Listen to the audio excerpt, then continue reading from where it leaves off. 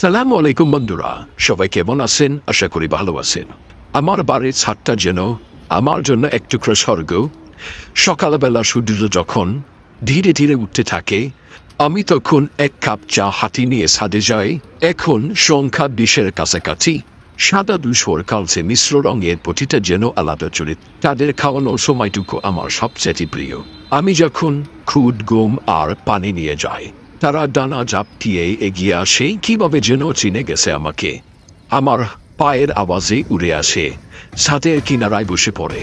একটা কবুতর আছে, আমি নাম দিয়েছি শান্তি, সাদা রঙের, চোখে হালকা লালাভা।